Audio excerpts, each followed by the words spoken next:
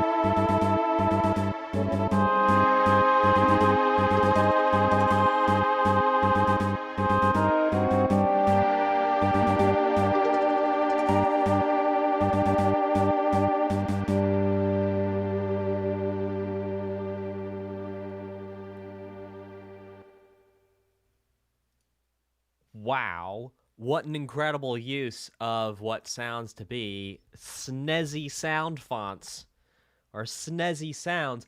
SNES, if you will. I like to say SNES, like, but it's the end. Anyway, so yeah. First of all, incredible.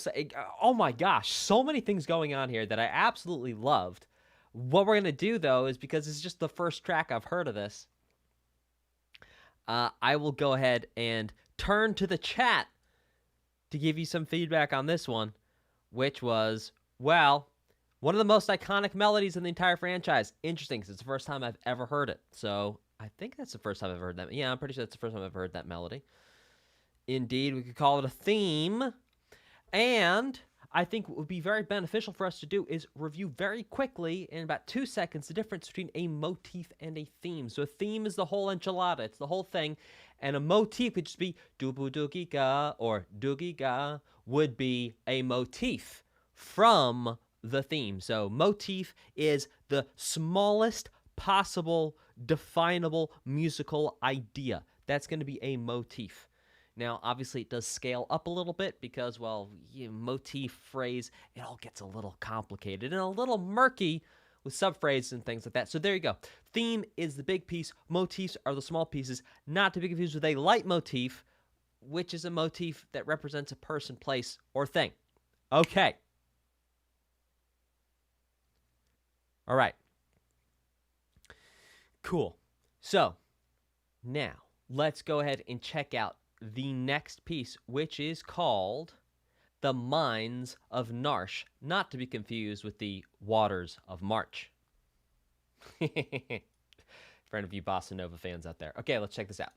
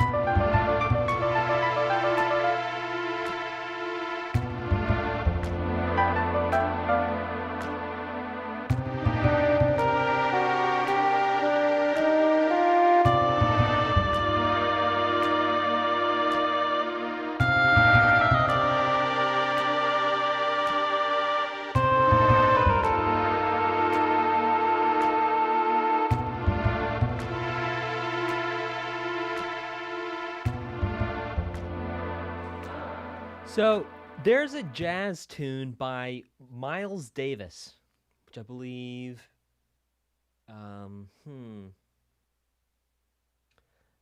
Paul Chambers may be on the bass for that. And in this tune called So What by Miles Davis, you will hear something that is not entirely dissimilar to the Mines of Narshe, which is interesting. So the Mines of Narshe, is taking inspiration a bit from what we could gesture at as calling modal jazz, which was a thing that happened in the 60s, 70s. Anywho, something I want to point out that's pretty cool here is, let's see, let's pull it back a scotch.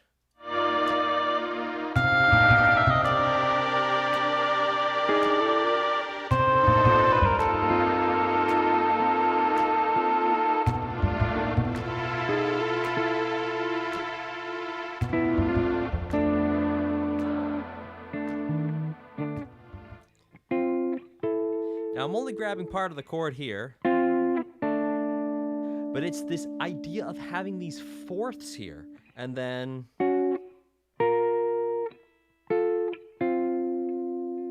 again, I'm only grabbing part of the chord here. However, having these fourths here does sound very modal jazzy. If you listen to, for example, the piece Maiden Voyage by Herbie Hancock, it's like a lot of chords kind of sounding along the lines of this. So ostensibly inspired this type of piece of music. Now, what is a fourth, you ask? Well, okay. In music, we have what is called the basic musical alphabet. It goes A, B, C, D, E, F, G, and then repeats over and over again. A, B, C, D, F, G, A, B, C, D, F, G, A, B, C, D, F, G. And then we can go backwards too. G, F, E, D, C, B, A, G, F, E, D, C, B, A, G, F, E, D, C, B, A. Now, what happens is, anytime you start on A, B, C, D, F, G, you don't go to H, you go straight back to A. So, we can start on any letter of the musical alphabet and go up 4 to get a fourth. So, for example, if we start on C, we go C, D, E, F. C to F is a fourth. Now, for example, if we start on F, we go F, G, A, B. B is a fourth up from F. It's an augmented fourth, but anyway. If we start on G and we go up, we go G, A, B, C. G to C is a fourth. So when I say fourths, what I mean is that there's these, this sound right here is where we have, this, for example, right here, is a C to an F. C to F, that's a fourth. And so that use of fourths has a very particular sound in music that we could hear here in the Mines of Narshe. It's the joy in your heart. Again, just bad bossa nova jokes. Okay, let's check out Awakening. Here we go. By the way, type a 3 in the chat if you're having fun and you're stoked for this reaction.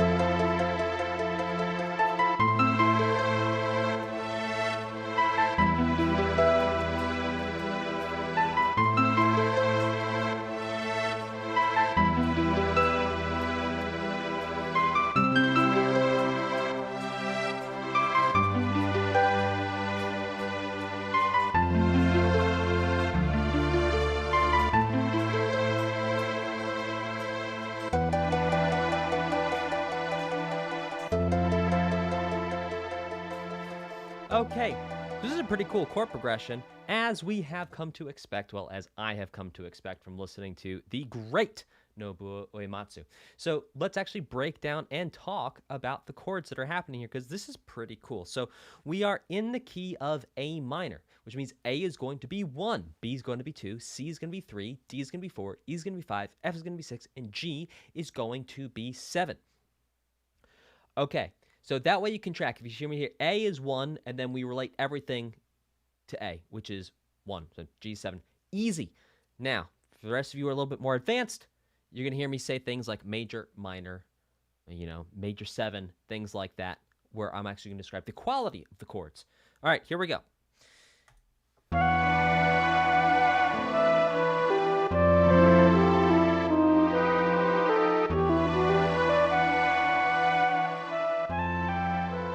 bubbles, right?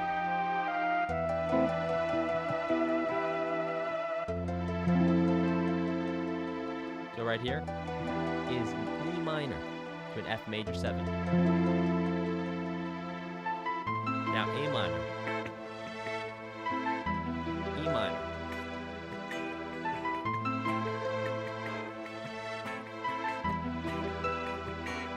C, G, sorry, F, D minor, back to A minor. Now, back to that beginning idea, E minor, F major 7.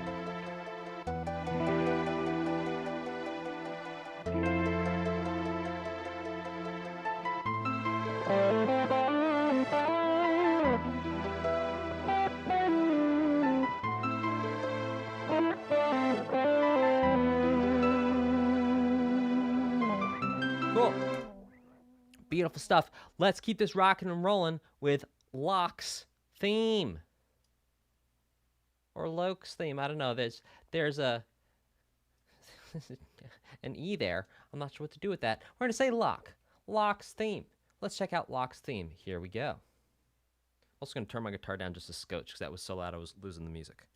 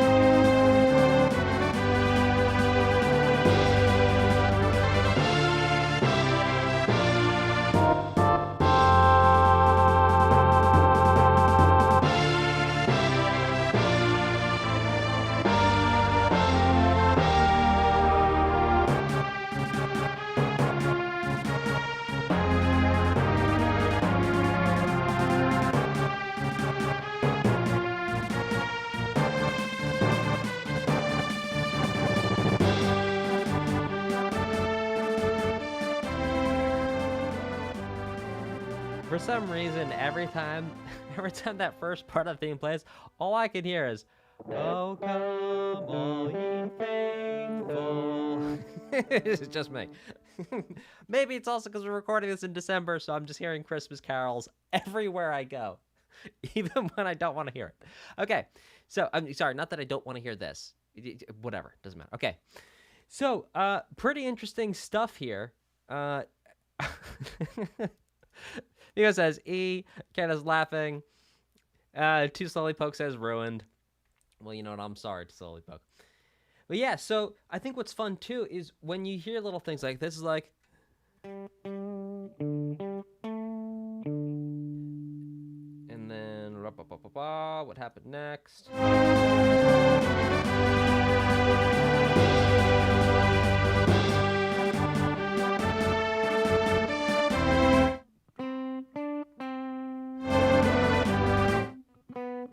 Right, so...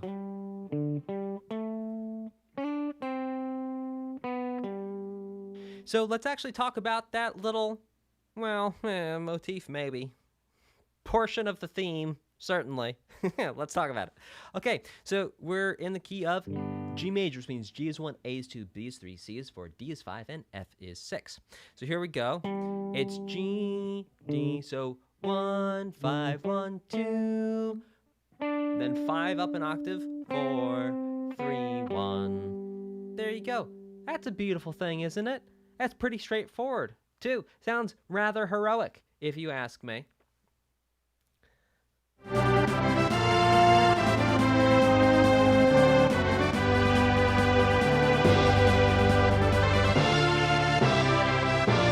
that's cool.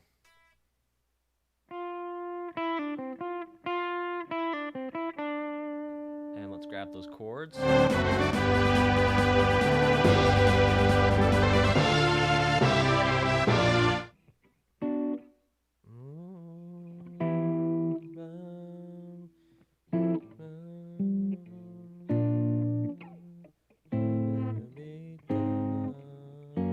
What's that third chord?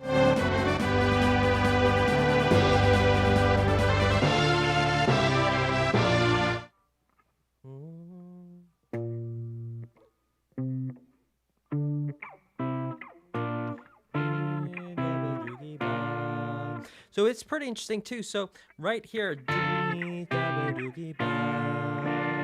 it's a total change. It's like maybe this character has two sides, two very different sides to them, because in the beginning we're in the key of G major, right? Now here, we're totally changing keys. We're in fact going to the minor 5 of G. So if G is 1, D is 5, we're going to D, but instead of D being major, D's now minor. It's like, what? So yeah, maybe a character with two very different sides of them, or maybe it's just Nobuo Uematsu being awesome and composing really cool things. There you go. Cool. All right, let's check out Battle. Oh, so Locke's character does have two sides. Okay, so what's cool here, guys, is not that I was able to deduce the two sides of the character. What's so cool is how the composer so clearly communicated that with their music. That's the cool part. Like, whoa. Wild stuff. All right, let's keep going with Battle.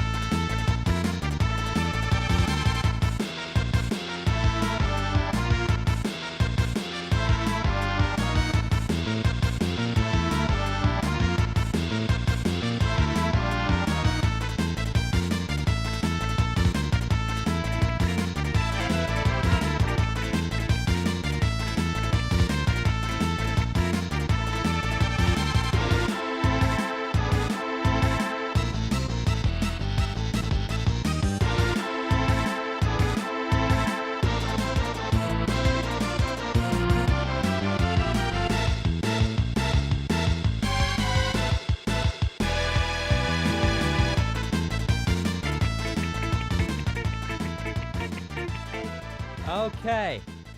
All right, now this is interesting. In the chat, Juasi, Juasi, sorry if I'm saying your name wrong. I'm just a little American doing my best.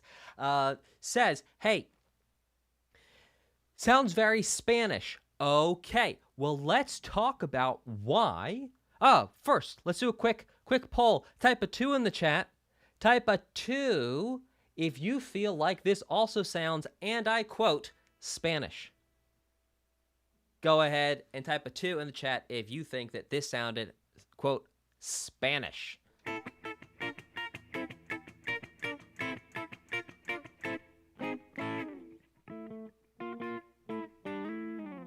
A bit. Okay, we had some 2s, and it's also a leading question. And I didn't get any other. Someone says more Mid-Eastern. Okay, chord progression very Spanishy. I don't think it does, Hansel. 2, I'm Portuguese. Hey, I'm not gonna stick myself between whatever beef Spain and Portugal have. Not my circus, not my monkeys. Okay, so yes, it is very ska, Bex Lizard. Yeah, I agree. Okay, but let's talk about what makes this sound Spanish. What makes this sound Spanish is something called a flat 2. A flat 2. So, like we talked about, we could have A to B would be 1 to 2. C to D would be 1 to 2. Now, here's the thing. I told you before that there's 7 letters in the music alphabet, and that is true. But there's some extra little things sprinkled in between those letters that actually bring us to 12. And these are modifiers of the letters, and they are called sharps and flats. And what sharps and flats do is they give us space between the letters. So for example, between A and B, there's an A sharp or B flat. So here's an A, here's a B, here's an A sharp or a B flat. It's the same name for the same, well, it's 2 different names for the same sound, excuse me. It's like how if my mother gets very angry with me, she might call me Daniel. But most people just call me Dan. So it's right, so Daniel, Dan, same person, 2 technically different names. Right there, so A, B, B flat. So part of what's making this sound, and I quote, Spanish, is the fact that one of those in-between steps is being used. Now, there isn't in-between steps between every note. Between E and F, there's no in-between step. In between B and C, there's no in-between step. But that is the sound of Spanish. It's the flat 2. So what's happening here, it's an A to a B flat, to a B flat, back to an A. And if we do that with like power chords.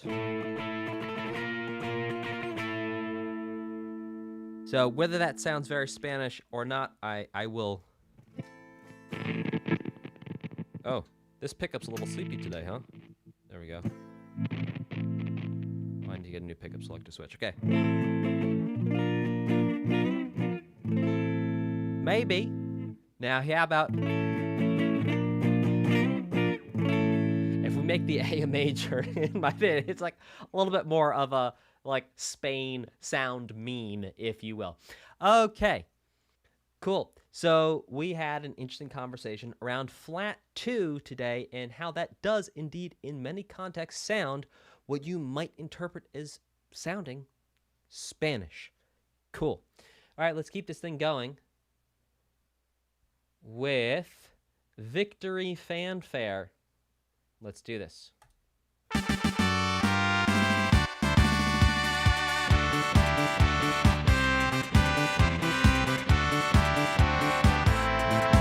Everyone get up and dance!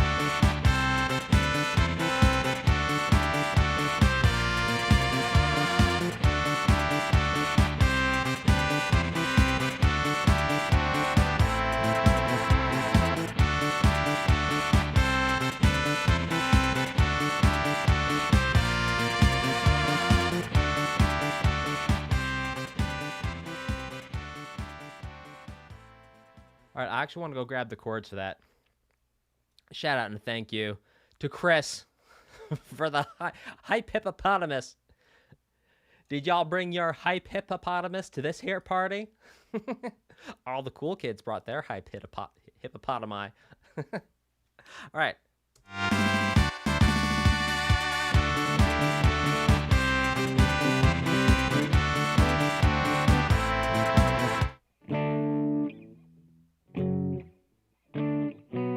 What?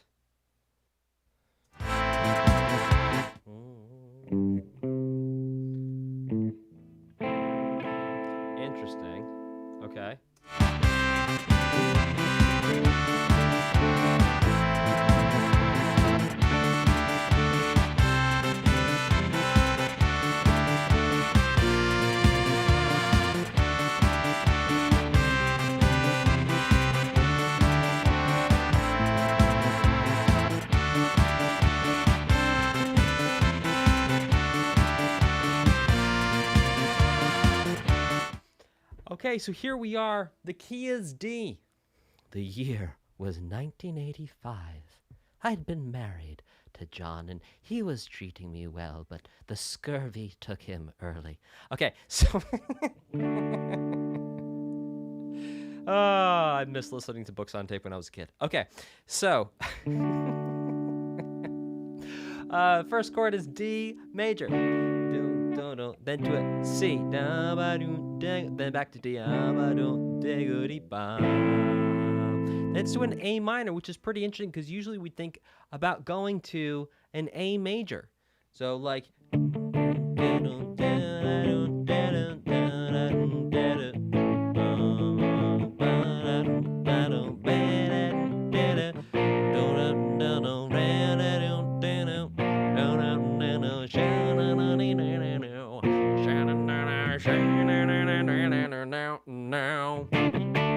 Okay, in all seriousness, though, some pretty interesting things here. So it's D major, but then using all other chords from D minor.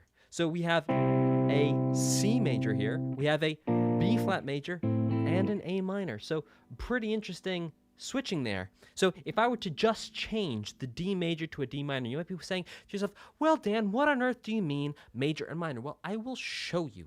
So remember we had the 1, 2, 3, 4, 5, 6, 7 thing. We start on D, and D is 1. That's 1, 2, 3, 4, 5. Now, if we play 1, 3, and 5 together at the same time, these notes will create a chord. Now, if we take 1, 3, 5, and we take 3 down, it's one of those kind of like we take 3 down by just a little bit. This gets us a different sound. This is a minor sound. Major sound, kind of happy. Minor sound is kind of sad. And so what we're going to do is we're going to substitute that sad sound in the beginning.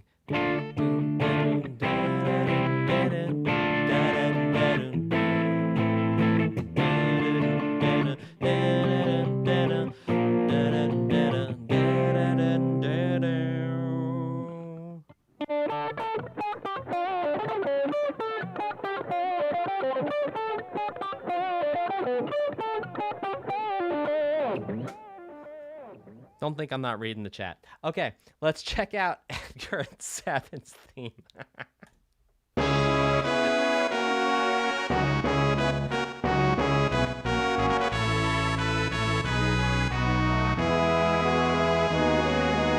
Sorry, just for the record, I played Megalovania really wrong. That wasn't even close to right.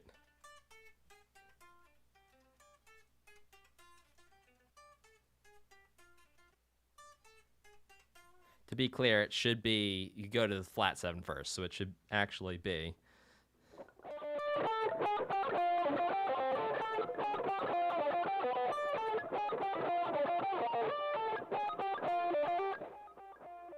There you go. Okay, let's take it back.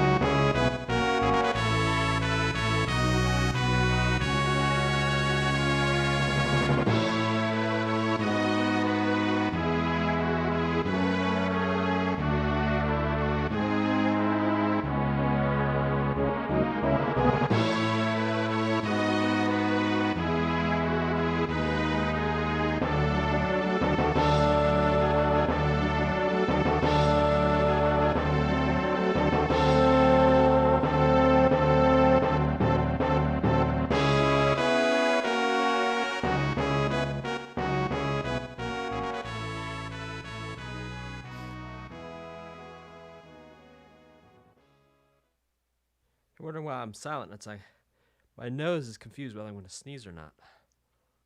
Have you ever watched a stand-up comedian do an entire special and not sneeze and been like, wow, that was pretty lucky? And I know sometimes they film over 2 nights and then they come out and be like, but still, seems to me to be exceptionally lucky that you would not sneeze.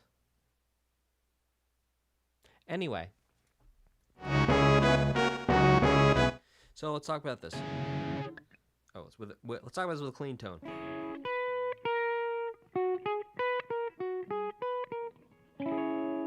Let's talk just about this first part of the melody. So this first part of the melody uses what we could call, indeed, the Dorian mode. Now, why do we call it the Dorian mode? Well, it's different than a natural minor scale. So let's start by taking a step back and understanding what a major scale is. So what a major scale is, it's a series of, 7 notes put together in ascending or descending orders. For example, we started on C, we go C, D, E, F, G, A, B, C, and indeed you can hear me play this. C, D, E, F, G, A, B, C, and that sounds like do, a deer, a female deer, ray, a drop of golden sun, me, a name I call myself, I long away to run, So you can see that this major scale has been around for a very long time, and indeed everyone has been using this major scale going all the way back to classical music and even before. So, major scale. Now, what happens if we make this scale minor? Well, what we're going to do is we're going to take the 3rd, the 6th, and the 7th note in the scale and bring them down just a little bit. So that's not going to sound like this. Ooh, totally different vibe. Now, what we can hear in this piece of music is not that what I just played. Rather, it's where we leave the 6 alone. So we're just going to bring the 3 and the 7 down. 1, 2, 3, 4, 5, 6, 7. Back to 1, 7, 6, 5, 4, 3, 2, 1. Cool. And that is called the Dorian mode most of the time. Cool things. All right, let's keep this rocking and rolling with Kefka.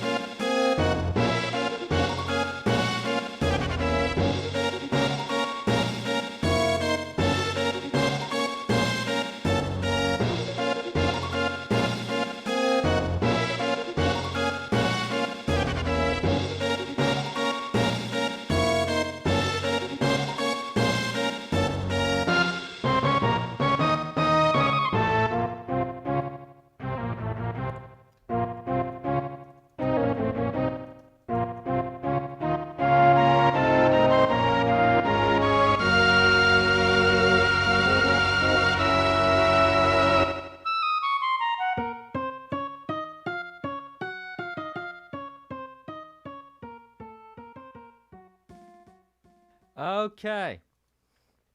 Let's talk about why 82% of you, 83% of you, think that this sounds a little bit like a marching band, or at least marching band-esque, marching band-like.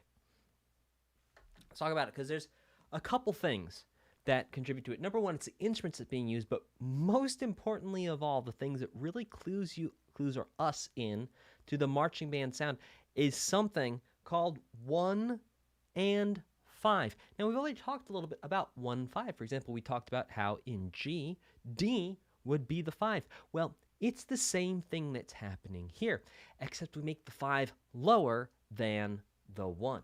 So let's go back and take a listen.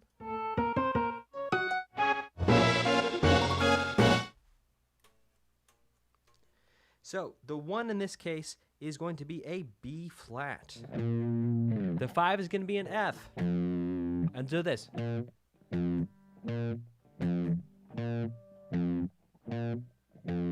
That alternating between the 1 and the 5 is part of what gives us this marching band sound. Here we go.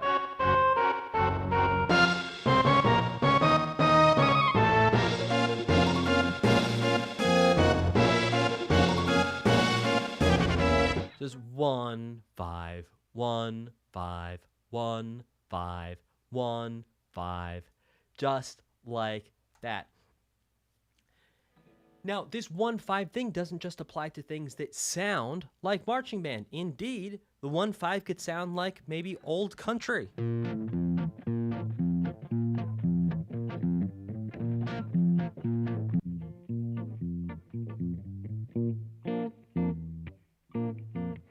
And indeed, in the Super Mario RPG that we just listened to last week, we heard that a whole bunch when there were sort of like countrified pieces of music. We heard the 1-5 present there as well.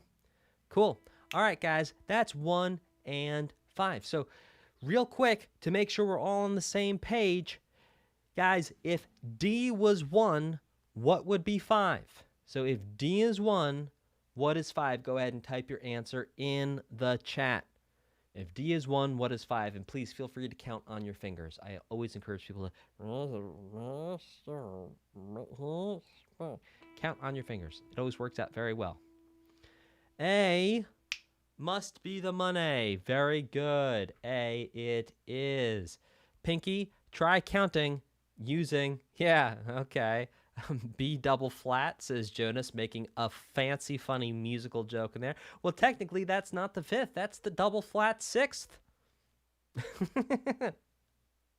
Which would be enharmonic to the 5th, of course. Okay, very cool. Excellent, great job. And one more while we listen to the next one. If C was 1, what would be 5? C is 1, what would be 5?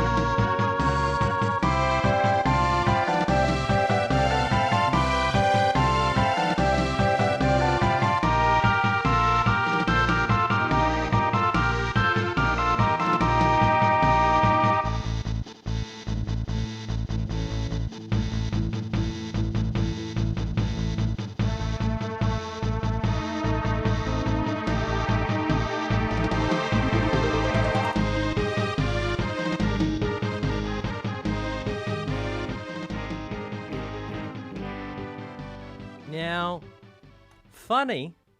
Does anyone think that that sounded Spanish? And again, Spanish in quotation marks. Type a 3 in the chat if you feel like that sounded Spanish. Type a 2 if you do not think that that sounded Spanish. Type a 3 if you feel like that sounded Spanish. Type a 2, and again, Spanish in quotation marks. Like what even is like the sound of a paella pan whistling past your head? Does that sound Spanish? It's like, fair enough. Okay. I got a bunch of people. Oh, Celtic. Yeah, I hear you from the beat, right? Like using a balron, if you will. Thanks to my Irish auntie for teaching me that word. Okay. Yeah, so we got an overwhelming majority saying 2. Now, what's interesting here, guys, is that the chords that were being used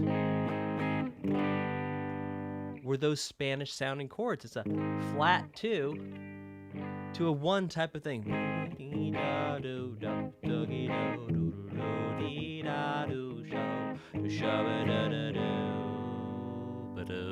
Sorry.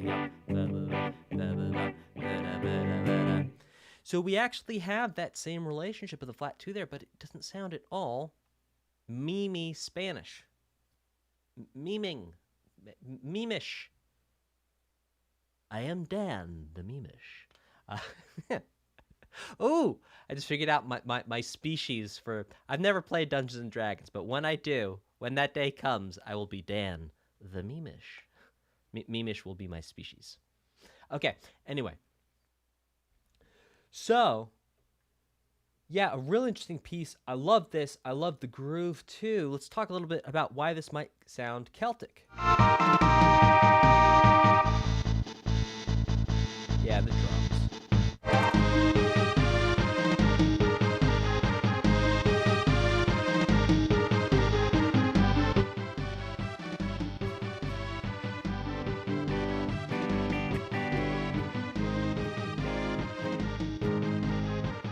A flat.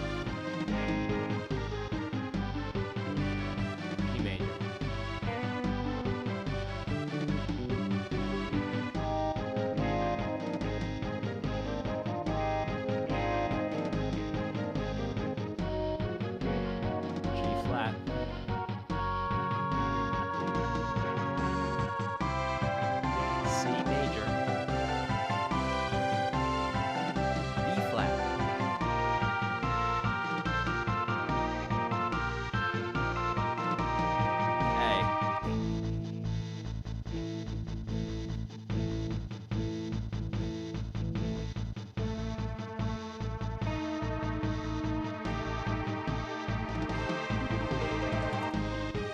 And that right there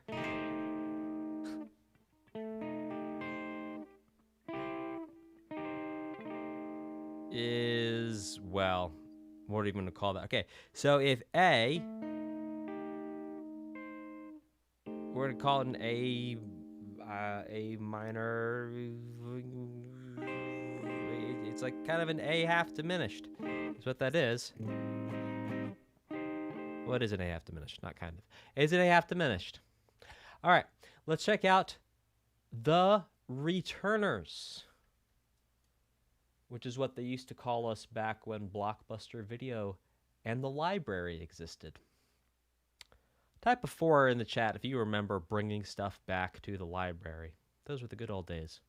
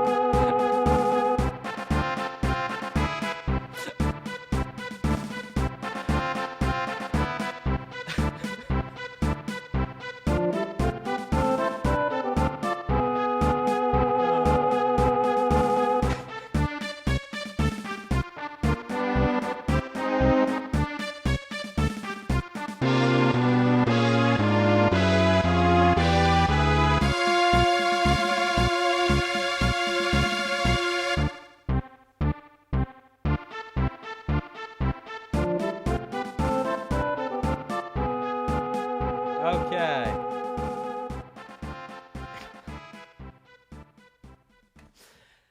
But if any of you wonder why I delete messages before they make it up to the place where they might be saved in the video, it's just in case at some point in the future. Well, whatever. I'll leave that alone. Okay, so we have a question from Kenneth who says, what's that called in a song when it ascends while going down a note or two while doing it? Well, Kenneth, with all due respect, I don't really understand your question. Do you perhaps mean like...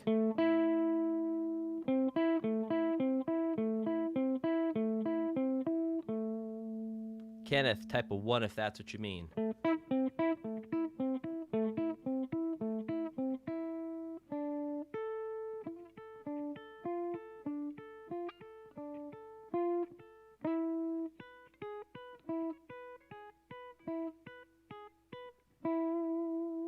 It does it in the sing.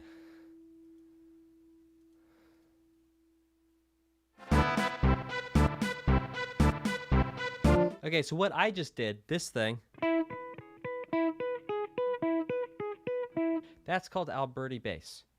So what's it called when there's just 2 notes? Dastin confirms, yes, just the 2 notes. Okay, thank you.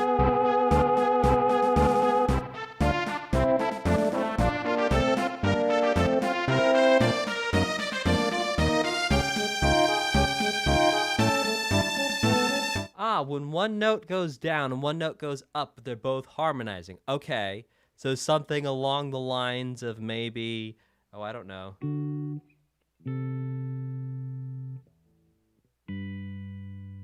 Yeah, something like that.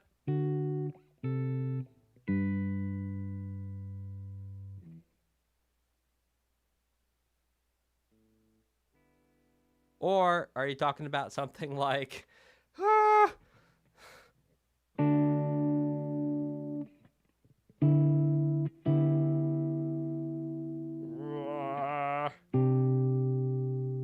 yeah, contrapuntal is interesting. Okay. Maybe if you do A, B, C, and then B, C, D, E, then C, D, F, vibration goes up, you start lower, nothing left. Okay, so do you mean something like this? Where we go, let's see.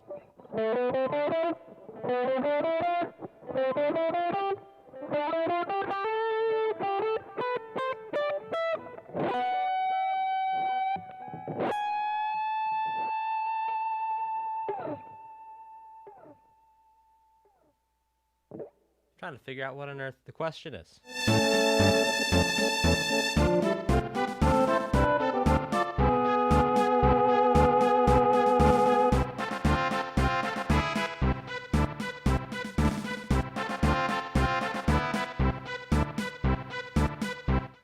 But the dump that's going on there.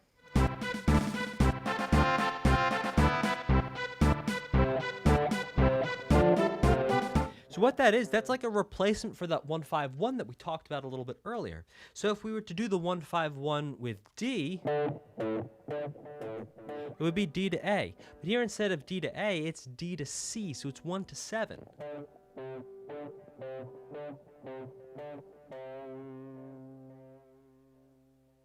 Could there be a possibility? Is there such a thing as a silent rhythm? No. Silence exists in rhythm, but rhythm is the alternating between sound and silence. That's what rhythm is. Rhythm is like a light switch. It's like there's sound and then there's silence. Sound, silence. Sound, silence. Sound, silence. That's what rhythm is. It's sound and silence. All right, let's keep going with Shadow's theme.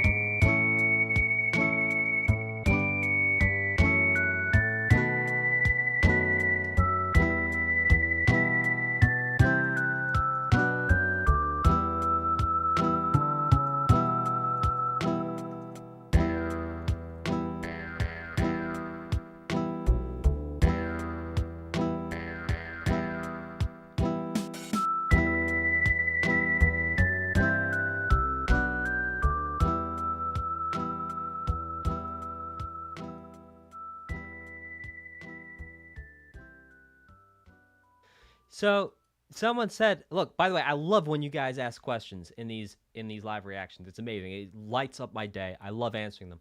There's no such thing as a dumb question. Feel like, oh, is it? It's like, no, ask questions. Ask questions because if you have a question, likely there's someone else who has that same question. They just might not be brave enough to ask it.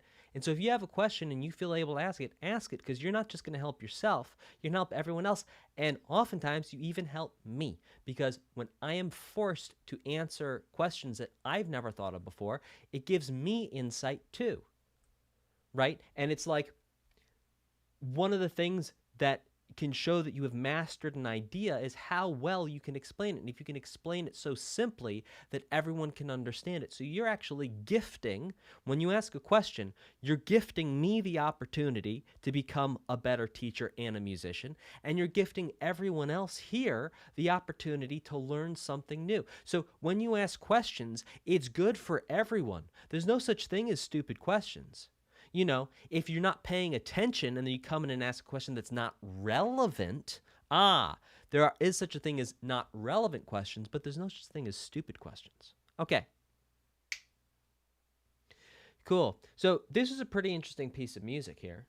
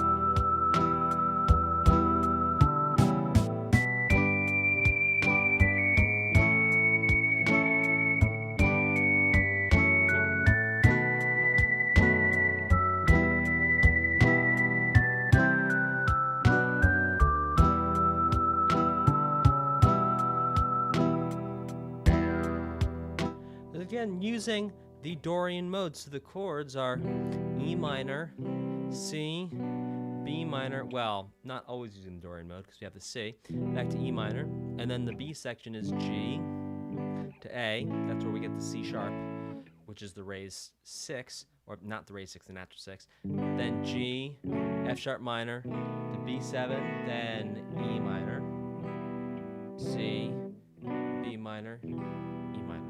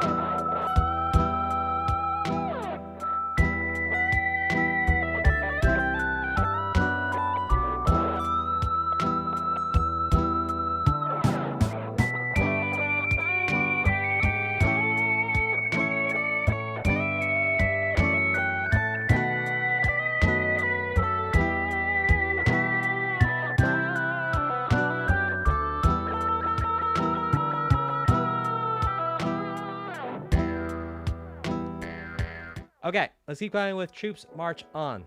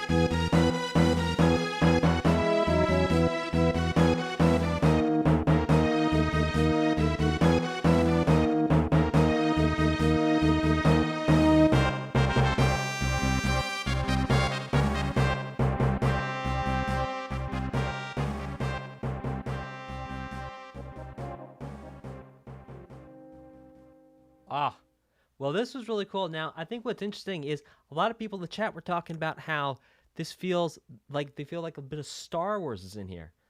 Huh.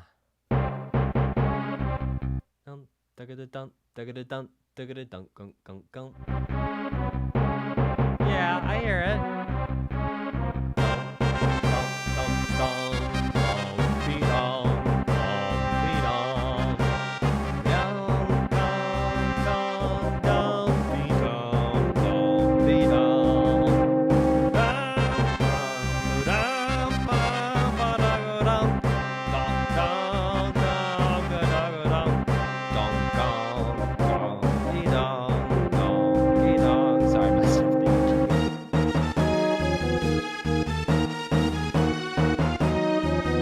Imagine stormtroopers missing every single shot they've ever taken to this. Oh, what? I got a helmet on, I can't see. Hey, would you like to see my impression of a stormtrooper? Oh, I got a helmet on, I can't see. Oh, we're going around this way.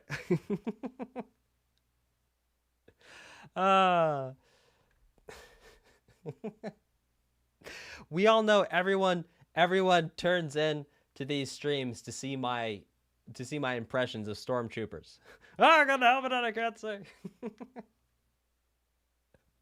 You know what is funny is if you read the Star Wars lore books, it was like supposedly the stormtroopers all had to be 5'10" and like a certain body composition, and that was part of the problem of like getting, because they only made the armor one size, but the armor never worked. I was like, why wouldn't you have gas filters? It's like, oh, I understand that you're trying to put. Okay, I'm not going to say. Look, I understand you're trying to portray an empire that does not care about its soldiers, and even an empire that doesn't care about its soldiers would want their soldiers to be able to perform when there's like gas around, so you could like take over stuff, right? Okay. Anyway.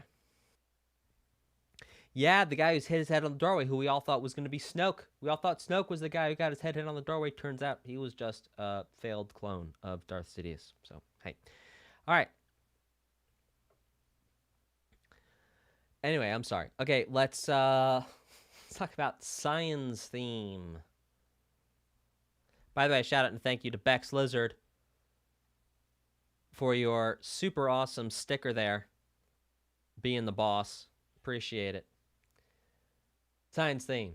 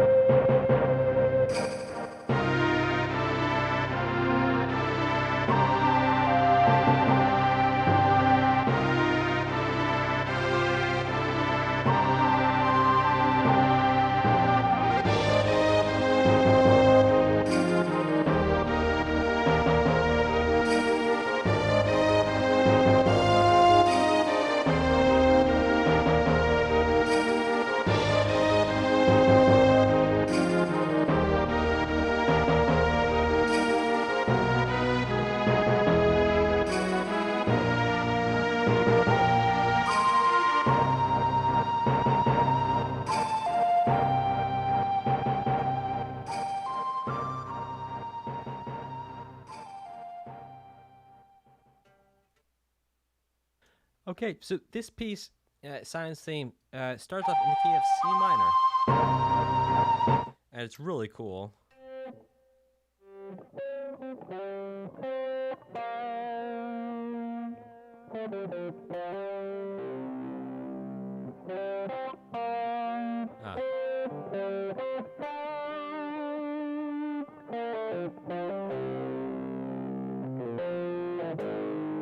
Oh, it's like, it really, man, it kind of wants to be rock, huh?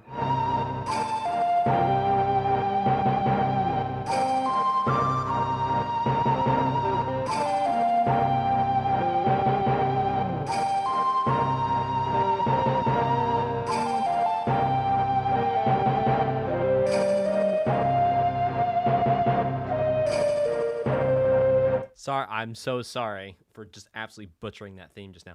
But yeah, really beautiful. And again, using that Dorian theme where instead of having the notes of C, D, E flat, F, G, A flat, B flat, and C, it's the notes of C, D, E flat, F, G, A, natural, B flat, and then back to C. Beautiful. Okay, let's keep this going with the Unforgiven. I kind of liked Unforgiven 4, if we're talking Metallica, but, you know, it's just me. I had a soft spot. Was that on Death Magnetic? Might have been on Death Magnetic. I really had a soft spot for Death Magnetic, I tell you. All right, the Unforgiven.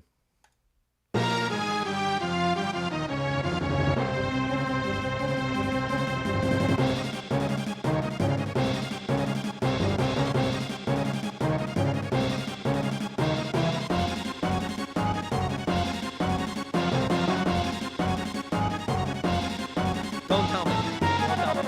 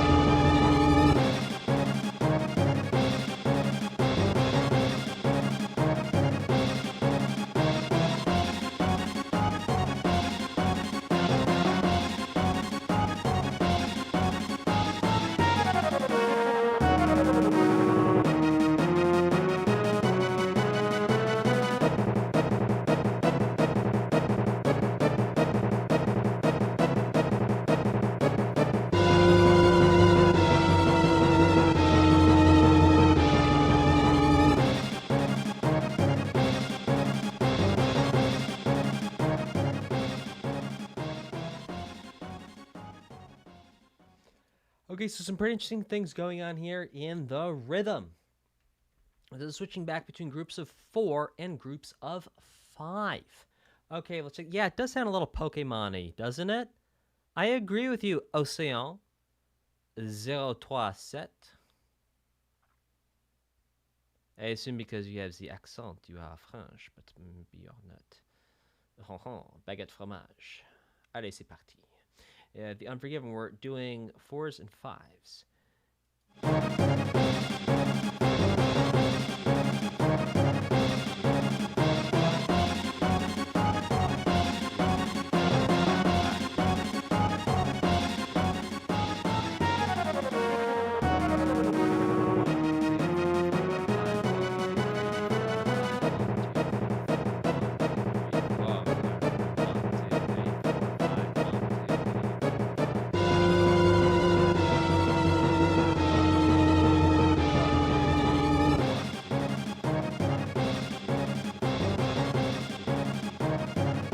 Now, I think what's pretty interesting, too, is right here where it goes to the 4.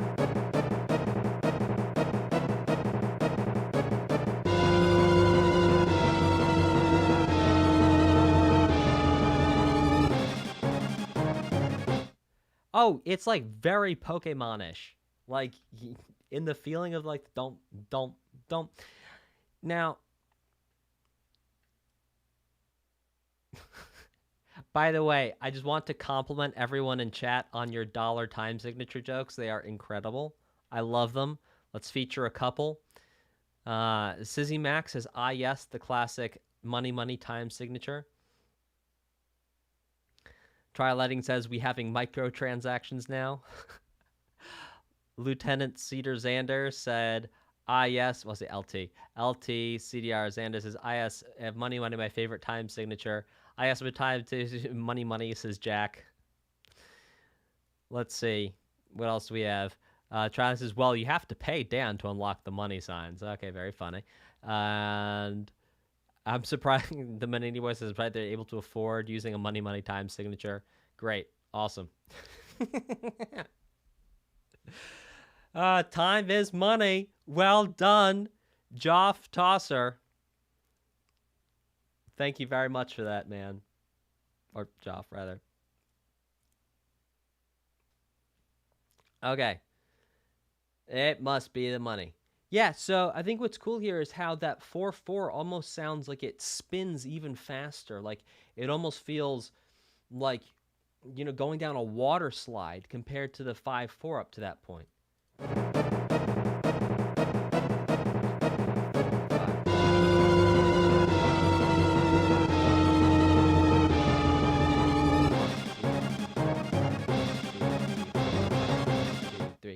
That's really cool. So you might be wondering, if you are not versed in musical ways, what on earth we are talking about with this 4-4 and 5-4 thing. Well, I got good news for you. I don't know if you can hear me. Hey! Oh-ho! Let's talk about this. Let's talk about this thing. Let's actually move this over. Here. Okay. I'm going to try and make sure I can see what you're seeing to make sure that I'm not going to do anything. There we go. All right, cool. So, look, when we talk about the time signatures, we're looking at like a 4-4. Now, what 4-4 means, I don't know if you can see it. I'm sorry, I'm working on a delay here. Oh, I could just open up OBS. How about that? There we go. All right, yeah, you can see it. 4-4. Okay, so 4-4 means that we're going to count to 4, and this bottom part here, 4, is going to act like a fraction. So 1/4 is what as a fraction? It's a quarter. So it means the quarter note gets the count. Now, if you don't know what a quarter note is, I have a basic music theory course for you for free. I link to it a bunch of other live streams. You can go check it out, where you can understand what all this stuff means a little bit deeper. So when we say 5-4, what we're doing, I'm just saying, okay, we're going to change the top number to a 5. And when we change the top number to a 5, it means we're going to count to 5. But because the bottom number stays a 4, it means that the quarter note, because remember, we're always going to take the bottom number, put a 1 over it, and then speak it as a fraction. The quarter note is still getting the beat of the count. Or it gets the count, rather. All right, cool. Again, if that was a little bit over your head, I don't have like 2 hours to dive into every single thing for you to understand in there right now, but I did make a free course for you. It's called Rhythm Roundup. You can go check it out. Okay, actually, I'll put a link in the chat to it right now to make sure if any of you want it for later, you can save it. One moment, please. I'm just going to pull that up. And while I do that, we're going to sing a song. Pump up the jams. Pump it up while your feet are stomping. Then you're on the dance floor. Pump up the jams a little more. And you do that. How shall the sky make my day. How fast to stay. Get to bed. Make my day. Make my day, make my day. All right, here we go. Popping that in the chat. There you go. Okay, there you go. That's a free course for you. No opt-in or anything required. You just go click start. It's publicly available. I made a free workbook for you and a textbook, and it syncs up with video lessons, and there's free quizzes and everything there for you. Okay. Showing my age again, that song came out before I was born. All right. let's keep this going.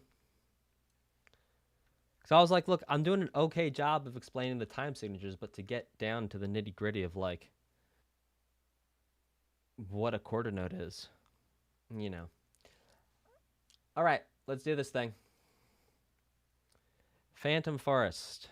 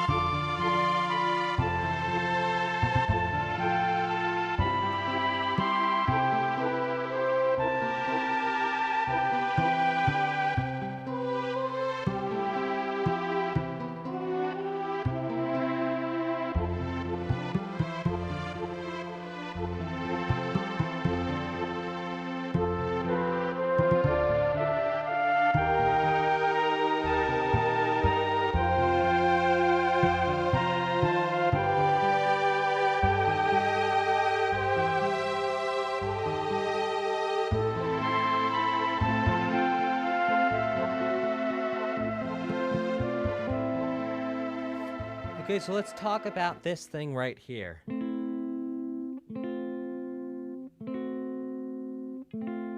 Because this is a very James Bondy type thing.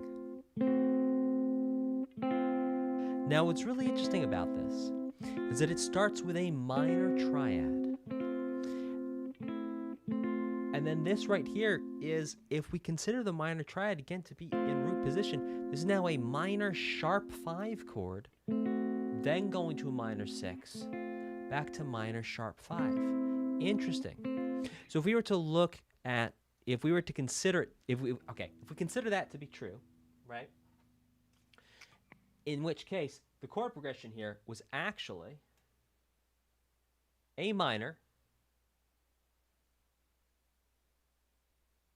sharp 5, A minor 6, which is nuts. Now, what's interesting is normally with a sharp 5 in a triad, like if we were using A augmented, we'd have A plus. But because we already have the minor sign, we can't really write A minus plus. Don't really work. It's rather confusing. So I put the sharp 5 up here. You could also put the sharp 5 in parentheses. Now, what's interesting about minor 6 chords is that you actually rarely put the 6 in parentheses. In fact, you don't put it in parentheses for both 6 and minor 6 chords. Okay. Let's keep this thing going. Type a 4 if you like the whiteboard. Type a 5 if you don't like the whiteboard. Again, type a 4 if you like the whiteboard. Type a 5 if you do not like the whiteboard. All right, let's check out Phantom Train.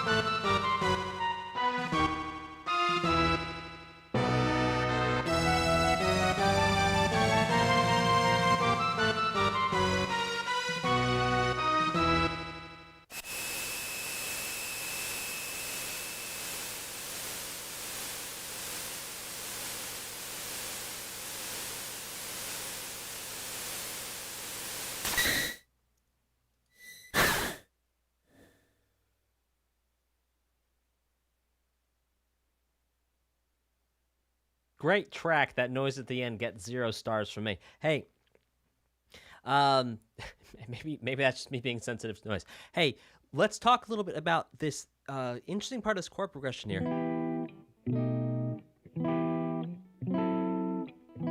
Oh, is that quite right? Oh, that might not be quite right.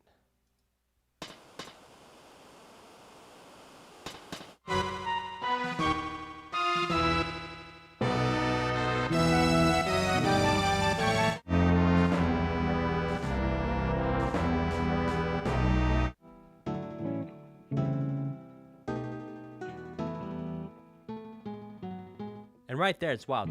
It's going an E sus4 to an E major. We've been in E minor the whole time. Parallel major making a show.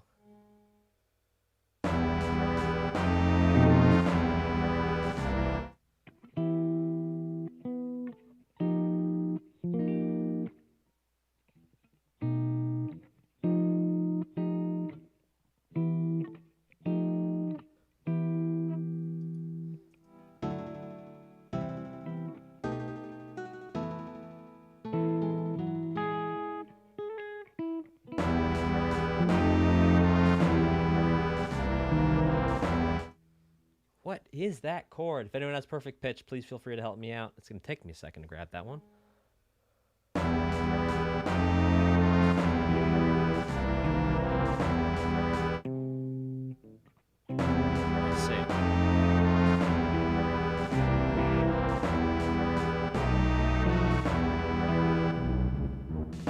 Okay.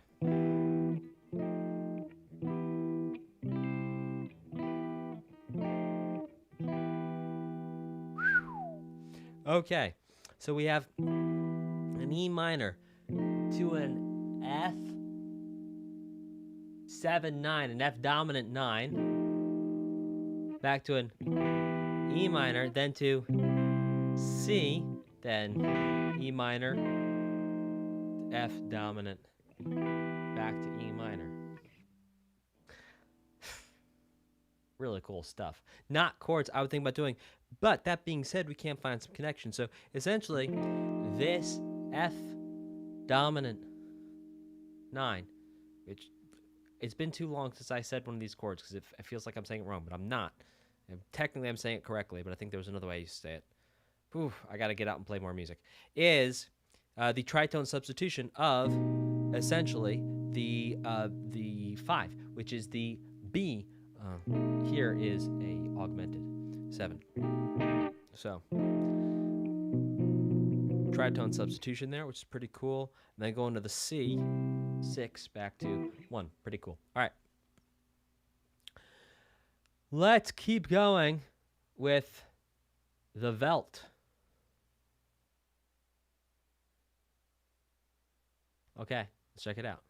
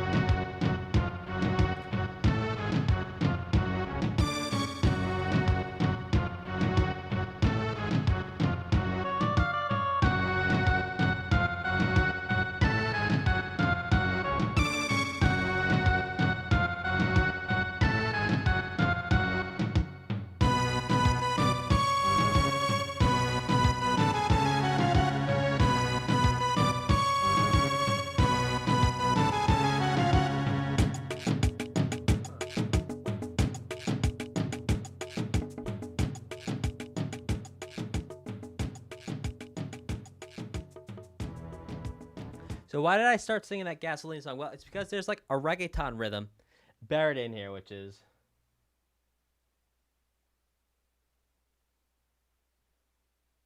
One and two and 4, 1 and 2 and 4, 1 and 2 and 1 and 2. I mean, it doesn't really matter. Call this and.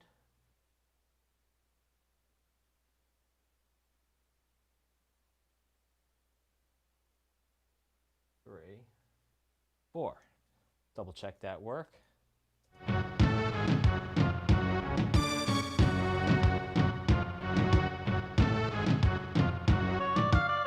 Yeah, sure. Here we also hear that kick down here. So look, it's basically the reggaeton is 1 and 2 and 4, 1 and 2 and 1 and 2 and and that's kind of what's going on here.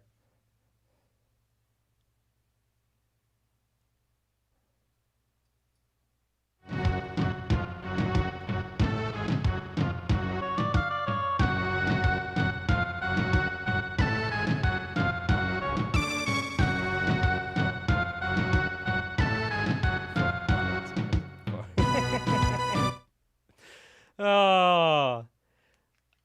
So that's why I was saying it was kind of reggaetonish, because indeed it has that rhythm. Now, we also heard that rhythm in the Super Mario RPG, which makes me think that clearly it was being used. Well, number one, clearly it was being used before reggaeton was a thing. So I'd be very curious if someone is better versed in music history than I, because I really love modern music, but I'm honestly not so crazy about music history insofar as I use it to understand modern music. But like classical music and all that stuff is really not my specialty, not my interest. I'd be very curious if any of you are very well known. 88 Tresillo. Is that what we're looking at, Slowly Poke? For where that comes from. You know, where was the first time we heard that, or what type of music is that being pulled from? I mean, I love Beethoven's my favorite composer. I'm into it, but I don't like specialize. Like, you play me classical music, I can recognize it. You ask me to name the pieces. Like, I went to school, I got a degree, but it's not something that I've kept up with at all.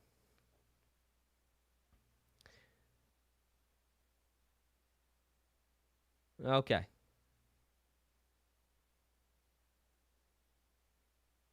Oh, Zero, that sounds fun. Okay, let's keep this going with the Veldt. I know, we just listened to the Veldt. Yikes. Time for a snack. Let's check out Gao's theme.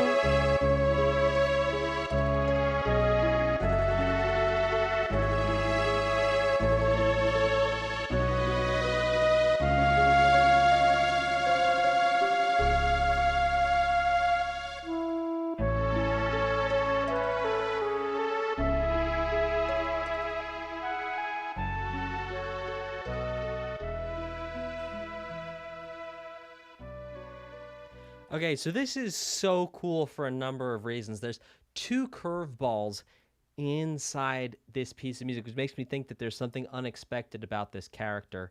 Or this character, yeah, there's something unexpected or deceptive about this character. Now,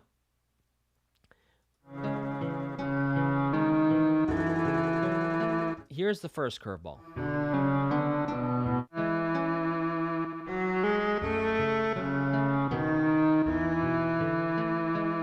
So the first thing right here is how it resolves. So we're ostensibly we're in 4/4. 1, 2, 3, 4. 1, 2, 3, 4. 1, 2, 3. 1, 2, 3.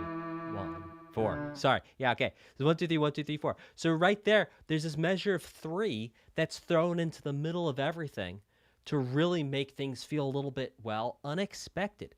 And, well, maybe deceptive. So let's listen to that one more time and count it out. This time I'll get the counting right. 1, 2, 3, 4. 1, 2, 3, 4. 1, 2, 3. 1, 2, 3, 4. 1, 2, We're back to 4. Now, the second unexpected thing, so that was unexpected rhythm. The next thing that happens is unexpected harmony and melody going through what is literally called a deceptive cadence. So let's listen to that.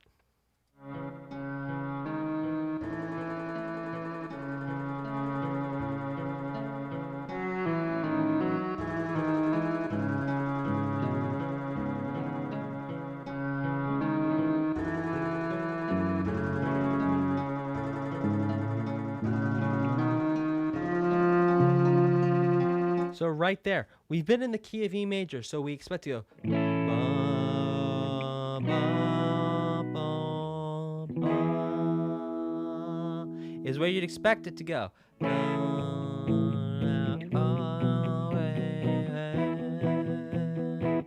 But no, it's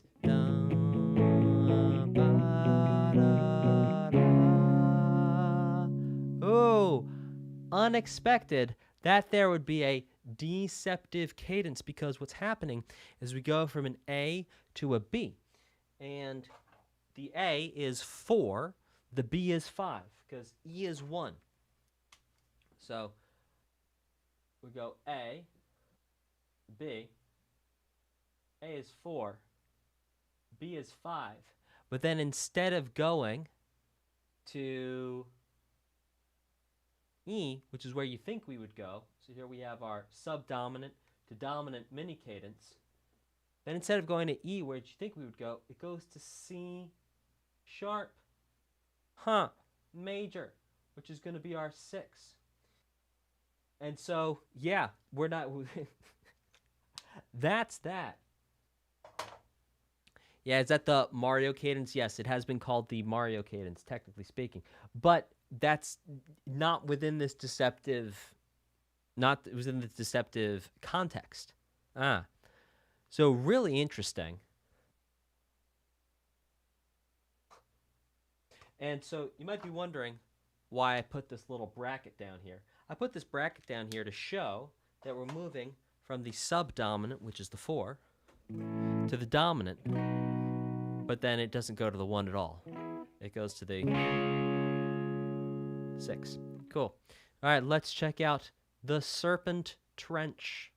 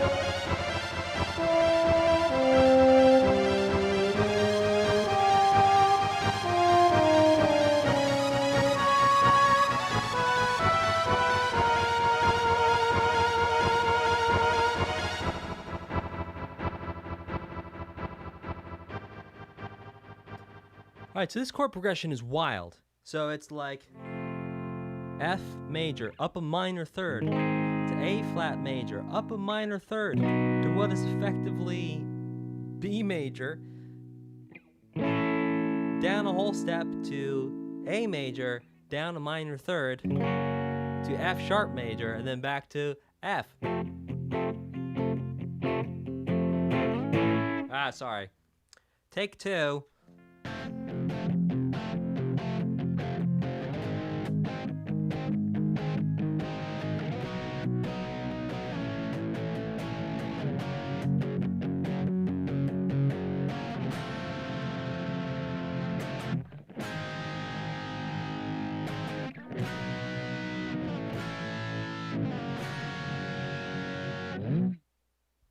Awesome stuff.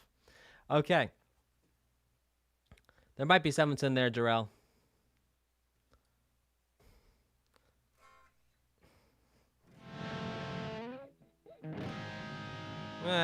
Yeah.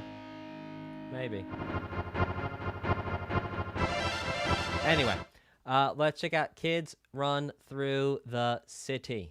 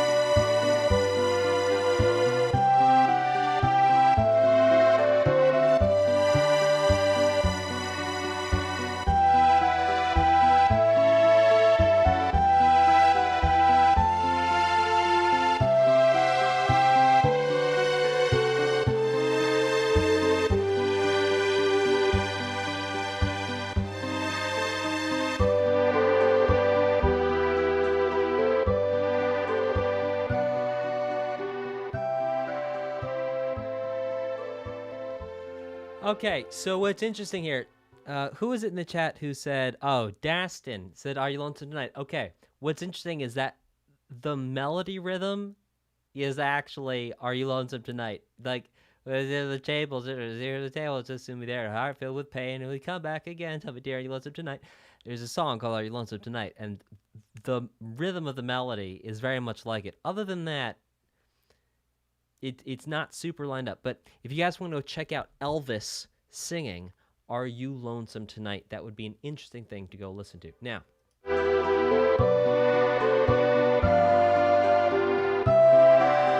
let's talk about what happens right there. That's a pretty interesting thing.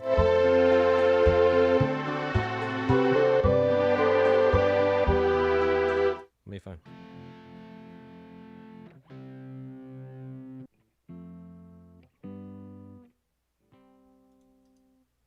Look here.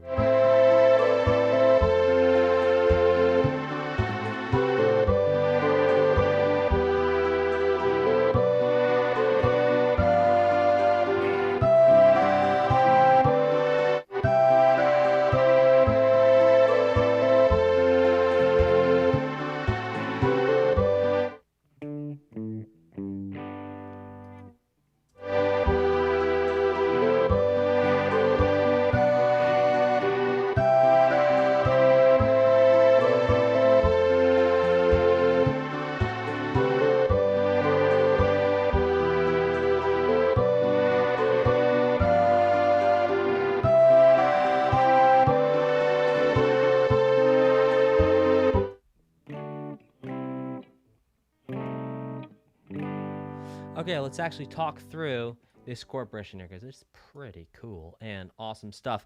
I want to clue you in on what's going on. We're in the key of G. G, E minor, G, B minor, C, C to A minor, to F, to D,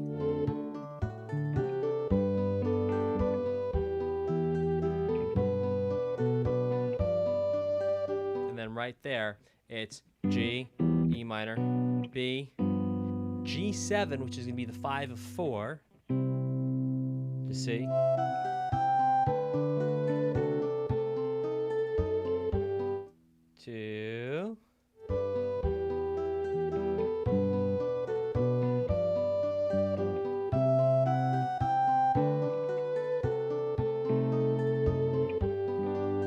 to a 5, to a 4 minor 6, which brings us back to the 1. A little bit of an advanced breakdown there to keep some of you more advanced people on your toes.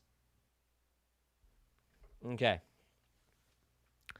Let's keep this thing going with under martial law.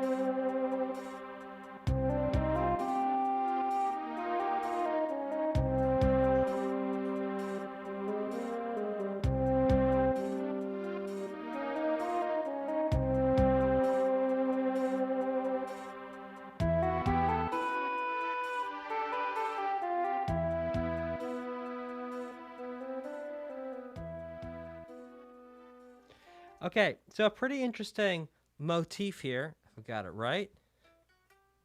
Let's get a little juice on that.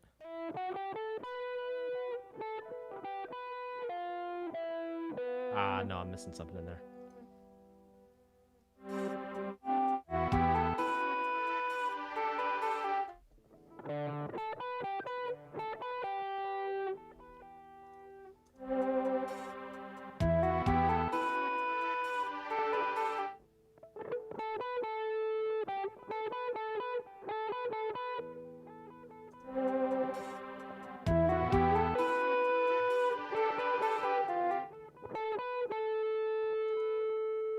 I don't know why I'm not hearing that.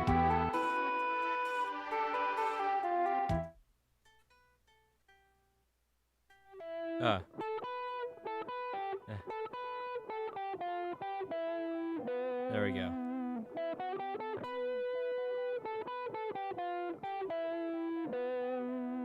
And then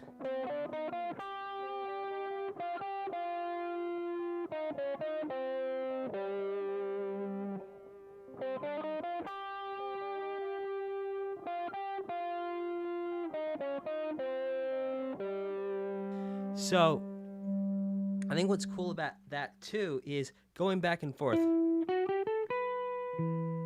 between E minor and C minor, and indeed this relationship is going back and forth by a major third descending. Now, we heard in Final Fantasy VII a whole bunch of going up and down by a minor third, but here we hear going up and down by a major third. Very interesting. Very interesting stuff. Also, a fun little motif theme thing. Let's check out Celes' theme.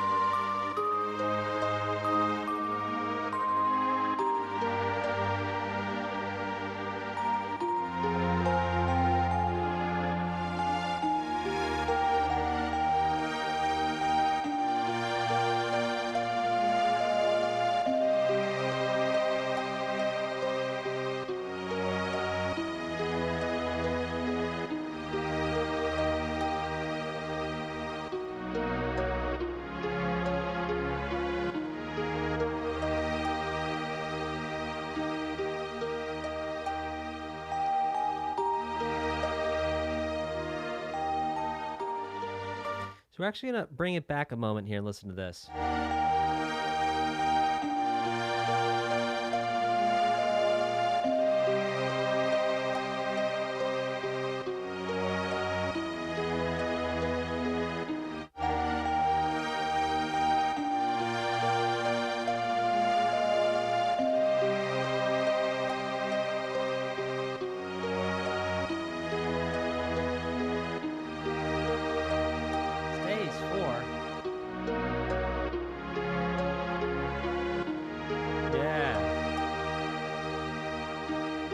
So it stays in 4. Those do bu dash go bu da do ba.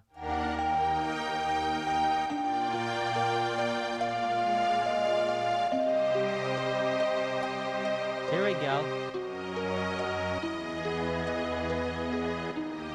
Oh, so cool.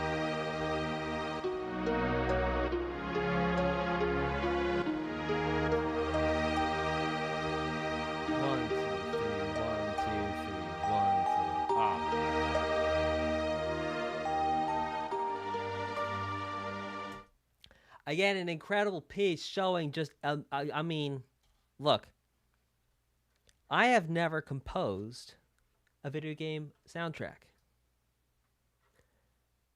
But I know a little bit about music, and I've spent my life, my entire adult life, thinking and creating and teaching music. And I think I have some sense of when things are extra special, creative, and things like that. And, you know, based on that amount of experience, I feel comfortable saying that I believe, again, based on my experience, that Nobuo Uematsu is like, I'm a creative genius. Like, it's amazing stuff. Like, this is so cool. It's so good. You know, yeah. Incredible stuff. Let's keep this going with Protect the Espers.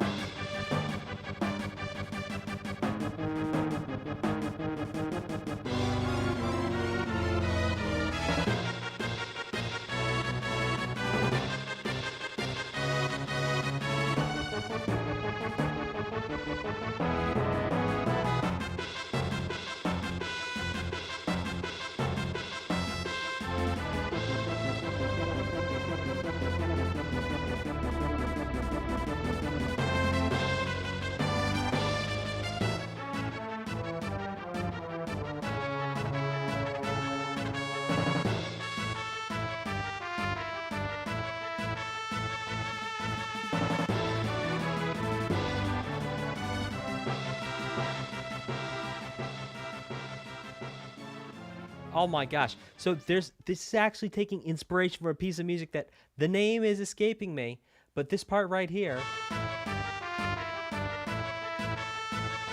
Right here. Oh, sorry. Right here. Oh, what piece of music is that?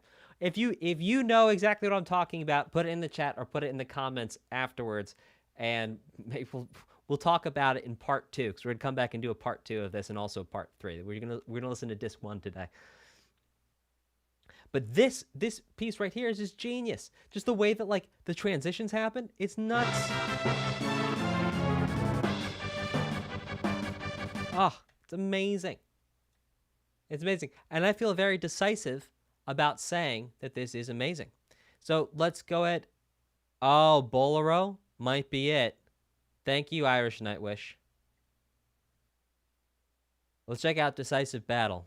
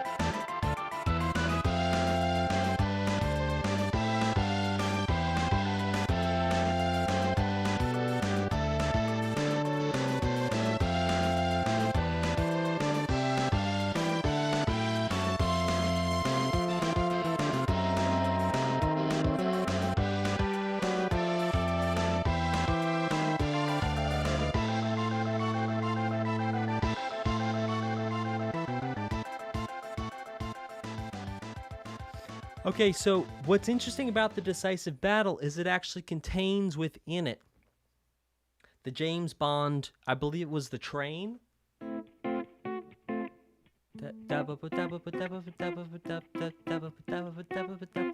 That actually is the same exact chords in the same exact key. Guys, when we heard James Bond, was it on the train? Type of 1. If we heard James Bond on the train, help me remember.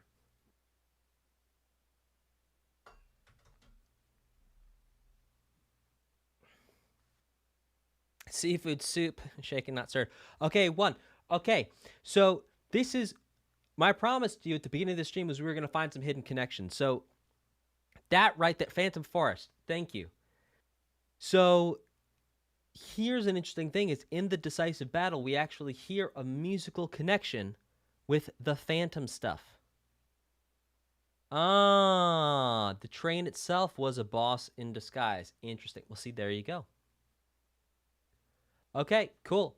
Type a 4 in the chat if that's the first time you've ever made that connection. Again, type a 4 in the chat if that's the first time you've ever made that connection. I want to hear from you. Okay, let's check out Metamorphosis. Oh, a bunch of you. See? Guys, at the beginning of this stream, have I not fulfilled the promise of this stream? Sweet. Okay, cool. So another thing, too, to think about it, too, it's like, I'm finding these connections here. Yes, I've been doing music for a while, but guys, I'm not even the best musician that exists. I just have like some pretty good music. Like, not even pretty. I got some okay music skills. Right? It's like I think about this stuff a lot and I teach this a lot. So it's like I know it. It's like you can have the same exact skills that I have too without that much work.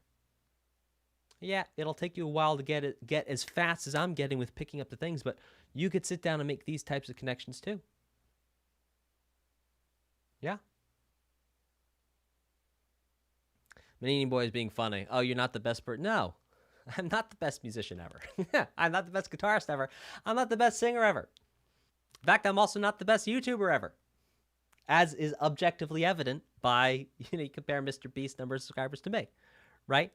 So, but the point is that I'm able to make these connections on a first listen type thing between multiple things. Like, imagine if you had just a little bit, I do think I am the best music teacher. There I will put my stake in the sand. That's a conversation another time, though. So the point that I'm trying to make is, though, it's like you don't need that deep of a music skill to be able to start making these connections and get this much deeper, more intimate relationship with the music of your favorite games.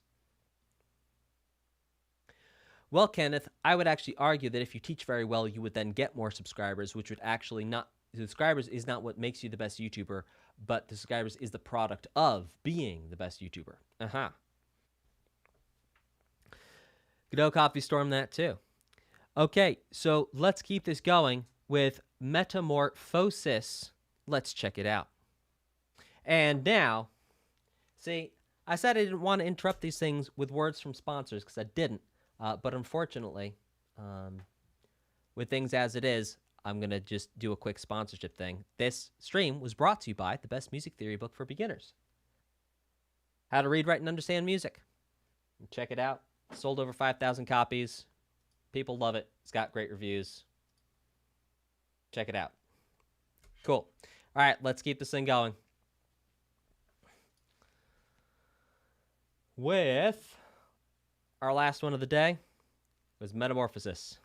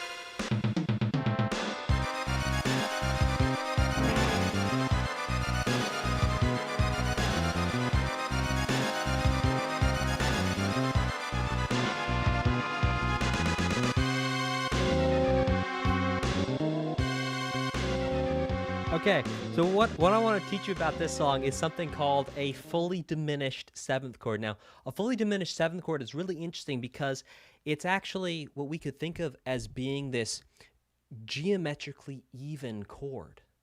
Oh, so what does it mean to have a geometrically even chord?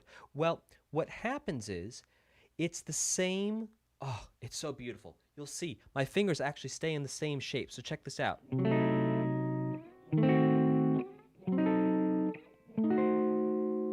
So my fingers don't have to change shape. I just change the position where I'm playing it.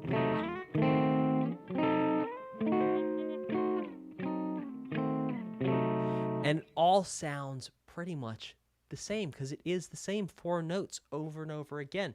And so what we have here is diminished 7, diminished 7,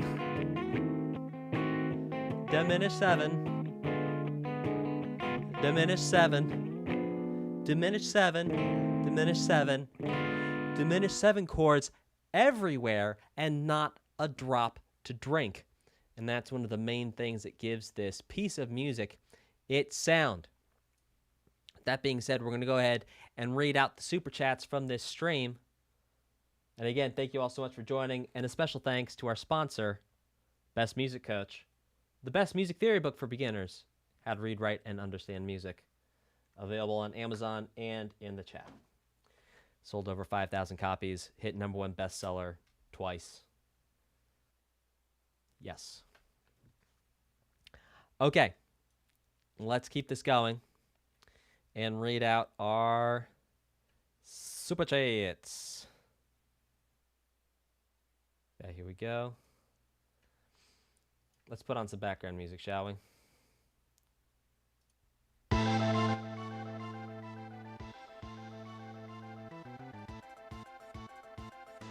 Rubberman202 says, I almost forgot this Final Fantasy VI is one of my favorites, and also the only Final Fantasy I ever beat so far. It's one of my all-time favorite video game villains, so watch out for his theme and laugh. Put this towards Banjo-Kazooie. Thank you, Rubberman202. Kenneth says, hello from Alaska. Howdy. Hope it's not too cold up there. Loving the reaction. You can check out, watch out for the moose. You can check out some Eternal Sonata one day. An RPG about Chopin on his deathbed. Keep up the great work. Thank you, Kenneth. I will add your super chat to upvote Eternal Sonata. Chris had an awesome, fun sticker. Oh, -13? Heck no. No, thank you, please. Tri-Lighting, 20 months at best support as ever. Thank you, Tri-Lighting. Thank you very much for your support. And may La Mulana live forever. TMac1313 says, so happy to finally see you react to the OST of my favorite fantasy RPG. You're going to be blown away by the last few tracks on the last disc. Put this towards Kingdom Hearts 1. And Mikhail, man, you got it. TMac1313, thank you also for your continued support. And Mikhail Mansbridge says, finally caught the stream. Here you go, 100 for Final Fantasy IX. Thank you very much for your generous super chat there, Mikhail Mansbridge. Hope everything's doing okay for you up north. All right, ladies and gentlemen, thank you so very much for watching. Again, you can check out, there's a link to the Shopify store that I made where you can get your copy of the Best Music Theory book, which is a book I also made. Free shipping, and you get a whole bunch of digital bonuses with it when you buy it. It's pretty cool. And yeah, check it out. Hit #1 bestseller or 5,000 copies sold. Thank you all so much for watching. Take care, and goodbye.